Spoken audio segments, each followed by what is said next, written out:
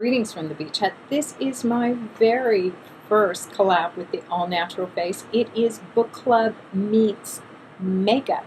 I can't imagine two things that I enjoy better than books on the one hand and makeup on the other. But a couple of things. Books for me, my favorites. I am usually looking at fiction, biography, and I love biography of artists, and then I love to move in the visual arts and the performing arts with them. And so each of these looks that I do for this series will kind of be some sort of combination of those. The very first look that I wanted to do is Zelda Sayre Fitzgerald's Washington Square, or I should say one of her Washington Squares. So this is Washington Square 1. I'm going to put the painting in here. Zelda Sayre Fitzgerald was married to F. Scott Fitzgerald, who wrote The Great Gatsby. She was an artist in her own right. How much of an artist has been debated. She could have been a professional dancer. She was offered a contract with the ballet but didn't accept it. She was already married and had a child by that point. And she wrote. The story of her writing is very interesting because there was some competition between her and her husband, and it often didn't go well. F. Scott Fitzgerald did, in fact, use her diaries and her journals as the basis for his novels. He would often lift parts of it. That's a rather strong version of it, but what's probably indisputable is that he very strongly borrowed from her. Some might say plagiarized, some might say flat out stole. It depends who you talk to. So that's kind of one view of it. Another view of it is that Zelda herself was a dabbler. She dabbled in many different things, but dabble is really too light a word. Zelda threw herself into her art. She threw herself into dancing. She threw herself into painting. She threw herself into writing. Anything she did, she threw herself into. She may have been bipolar, she may have been schizophrenic. She did spend a lot of time in and out of institutions. However you look at it, both Fitzgeralds were brilliant and their lives are absolutely fascinating. This first look will be focusing on the Washington Square painting, and I particularly wanted to get that palette. So without further ado, I'm going to move on to the makeup look, and I'll talk a little bit about that look and the color palette, and then I'm going to move on and talk about some of the books that I've been reading this summer that have to do with F. Scott and Zelda Fitzgerald. To get started on this Zelda look, I pulled out some colors from the All Natural Face, of course, and here are some of the colors that I was playing with, and I've played with them for about a week, so I know exactly what combination I want to use them in. I pulled out this one here. This is Evening Orchid, and it came in the June box. So I'm going to go ahead and use this color over here, which is Smoky Purple. And this color here is another beautiful color called Pearl Gray. These are mattes. And this is a satin, I would say. The other colors I'm going to be using are Earl Gray. This is a matte. And then I'm going to use Sunflower. It's a shimmer, and then this beautiful Brandied Peaches. So that's the palette that I'll be using. And again, I was trying to base that palette off of that Washington Square picture that Zelda Sayre Fitzgerald painted. The first thing I'm going to do is work on this corner here, and I'm going to use this brush from Sonia Kashuk. I have a little bit of Earl Grey in this lid, and now I'm going to take some Bio True contact lens solution. You can use water, you can use a foiling medium, whatever you want to use. I don't often wear my contacts, but I still have contact lens solution, and it's still good. I just want to get a little bit of this into the corner. Next, I'm going to take this angle shadow brush from Sonia Kashuk, same kit, and I'm going to go into Smoky Purple. Again, that is a matte, and there is Smoky Purple swatched right there. I'm going to take my favorite blending brush, which is this Laranine Eye Kabuki brush, and blend that out. Now, I've blended that out quite a bit, but you can, if you wanted to leave it darker, you could certainly do that. Okay, time to move to the lids, and for the lids, I'm going to take Sunflower. There is Sunflower right here, and I'm going to wet that again with that BioTrue solution. To put that on, I'm going to use this brush by Everyday Minerals. When I started to do this look, I looked at a lot of the 1920s looks because Zelda was, as her husband called her, the first American flapper. And he was very proud of that. But you look at the flapper look and there's a couple of things. The really thin eyebrows, the kind of bow lips, the shocking cheeks. And I thought, nah, I don't want to do that. It's just not a look for me. So I'm kind of cheating on Zelda Fitzgerald. Scott did it. I guess I can do it. But at any rate, I am choosing to go more with a look that would be a 50s look, and I used the movie Beloved Infidel. That's the story of Sheila Graham and F. Scott Fitzgerald. So it's F. Scott Fitzgerald later in life. That particular look was the one that I was going for. So I consciously chose not to do that thin 20s brow and the bow lip where you just kind of ignore the outside and the shocking blush. If you look at the 1974, The Great Gatsby with Mia Farrow, you see her walk into a room and the first thing you see are cheeks. And I thought, nah, I think I'll skip on that. I won't do that. On to the eyes. I'm going to use Antique Copper to line.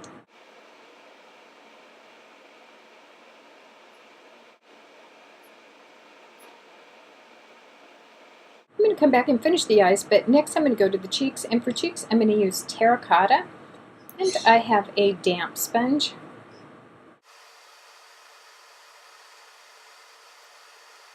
If you see the movie Beloved Infidel, and that's with Gregory Peck and Deborah Kerr, you'll see Deborah Kerr has the blush very high on the cheek and traveling up this direction.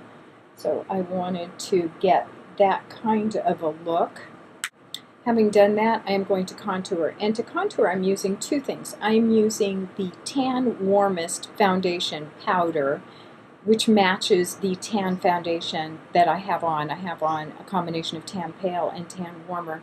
However, I had mixed it in with one of the products that came with the All Natural Face Sub-Service. I think it was in February, but this is something called Angel Dust, and it's a bronzer. So I am a proper contourer, meaning I like to go not so much with the bronzy colors, but with the shadow shades. Hence, I mix in that foundation with it. It's just, you know, Grace Jones, 70s, 80s, what can I say? I have a gigantic forehead, so I really like to come down in a V. For lips, I am going to use the lip color Terra Cotta. It's a lipstick. You can see it's really deeply pigmented, and that's what I want for the first layer. I want it almost to stain my lips. I'm going to use a coffee filter and blot. Then I'm going to take this little lip and cheek pot in Tequila Sunrise. I've been loving Tequila Sunrise. And I'm going to put that over.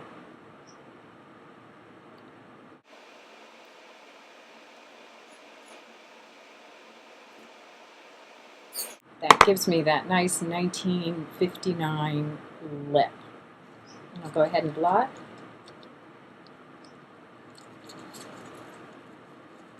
I do miss having a skinny lip liner. That's one thing that's on my list for the All Natural Face. Crystal, if you're watching, I want a skinny lip liner and a skinny pencil eyeliner. Yeah, I like those. Ooh, and the other thing I want while I'm thinking about it is that Earl Grey in a chubby stick, in a diva stick. Would love that. And by the way, I don't have a special pipeline to Crystal at the All Natural Face. If you see products that you think, I would really like that in a natural vegan formulation, drop her a line. Okay, time to finish up the eyes. I'm going to go back in with, this is Tan Pale from the All Natural Face. Next, I'm going to clean up with some of this All Natural Face concealer, powder concealer in the shade Ecru. I have Midas as well, which is a darker kind of yellow. I really like this Ecru color. If I can swatch that for you. There is Ecru. Kind of a heavy swatch of Ecru.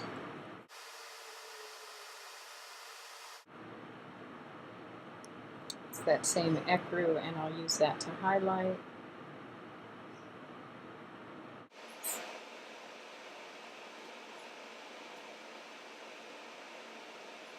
Now, to get the fire from Zelda's painting, I am going to use Brandied Peaches. I just had a sample of that. I am going to go ahead and pick up a full size of this. I like it. If the Brandied Peaches is too much for you, you can just leave it with the antique copper, but I want to have a little fun. I'm going to take this little Bedellium Tools angle brush.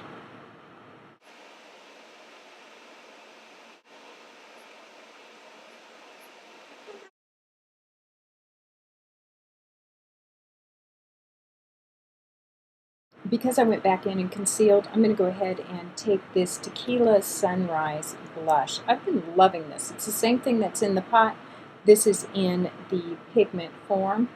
I'm going to use this layering brush. It's very soft, so it's not going to pick up a lot of it and deposit a lot of color on my cheeks. Just a bit. Okay, finally. I collect glosses, but I rarely use them. I'm horrible about it. I'm going to go ahead and use this All Natural Face Coral, which I got in the June box. And I like it. I just forget to use it. I'll put on mascara. I'm going to come right back. And here is the first of my Zelda looks. This is the Zelda Washington Square 1. There's going to be a Zelda Washington Square 2 at some point because she actually did 2 Washington Square paintings, and I wanted to capture both of them. They're slightly different palettes.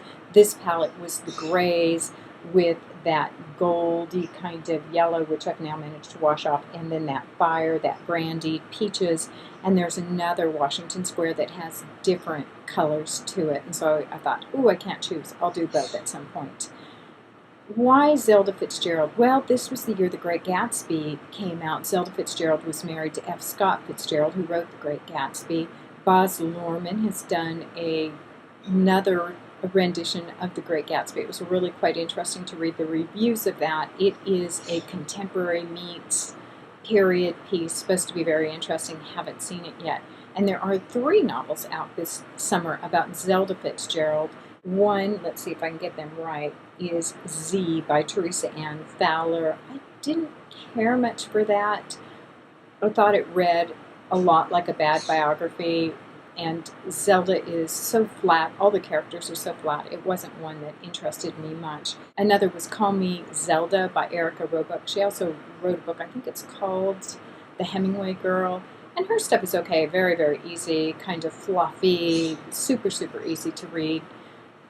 It was all right. It wasn't the best. And the other one is Beautiful Fools. I found the Fitzgeralds themselves and their biographies much more interesting than the novelistic renditions. There was an interesting review in the New Yorker, and it said the problem with the Fitzgeralds is that they lived life at this high, high pitch, and they really, really did. And then they wrote about it. And so it's very hard for somebody else to come in and kind of write about it because they've already done it. Scott Fitzgerald, for example, captured the flappers in the 20s in The Great Gatsby, and then in something like Tender as the Night, he captured the second half of their life, the part of it that was filled with mental illness, alcoholism, other things. Zelda herself wrote Save Me the Waltz. The biographies are interesting. I went back to Linda Wagner Martin's biography. Didn't find that one held up. Biographies are a lot of times more about us, what we need people to be at a certain time. Sally Klein's biography is considered the definitive. She had the access to the most information. And I read that, and it was okay. It's also the newest that I know of. But some of the writing really bothered me. I still really enjoy Nancy Milford's biography of Zelda. It's somewhat controversial. It was published in 1970. It is a strong reconstruction of Zelda. Some people felt it was unfair to Scott. You started to have the F. Scott Fitzgerald camp and the Zelda Fitzgerald. You were either pro-Zelda or pro-Scott. This is something that went on in their lifetime as well. Some people really felt that Scott ruined Zelda, and some people really felt that Zelda ruined Scott, and they both felt like they ruined each other and made each other. It reminds me a lot of Elizabeth Taylor and Richard Burton. They had that very dynamic kind of relationship. It was not always a pretty relationship. Zelda was schizophrenic, possibly bipolar. The treatments at the time might have hurt more than the illness itself. Almost impossible to tell. Scott Fitzgerald, even in college, was called Scotch Fitzgerald. He was a raging alcoholic, probably from the time he was in his 20s, from the time that he was in college, really. He died young. He was 44. They're sad lives to read about, and yet fascinating lives. If I had to recommend one or two books for you to read about the Fitzgeralds now, I would say read Tender as the Night and read the Milford biography. And also, if you want to see a movie with Gregory Peck and Deborah Kerr, and you don't mind that it's not about Zelda, but about Sheila Graham, who is also very interesting, go back and look at Beloved Infidel, the movie. It probably is a little harder for us to watch now. I think we're more aware and less tolerant of that kind of abuse. At any rate, time to bring an end to the first of my book club makeup videos. Again, this is my Zelda Washington Square look done in collaboration with the All Natural Face. She sends me samples of the makeup for me to try so that I actually can play with a range of colors before coming up with the look. This week, for example, I played with a ton of lips, I played with a ton of cheeks, I played with a ton of eye options. So it was great fun to kind of get it where I thought, yes, this is what I wanted the look to be. Because this is a book club, I want you to let me know what you're thinking. Have you read the Fitzgeralds? What do you know about them? Have you read Scott's books? Have you read Zelda's books? Have you read the biographies? Have you seen the movies? And what do you want to know more about? Zelda will be a recurring feature in these looks. So I hope to talk a little bit more about her life. It's actually quite involved and deep, and I could go on and on and on, but then it wouldn't be a short-ish YouTube video, so I won't do that. As always, thank you so much for watching. Let me know what you're up to, and make it a great, great day. Bye.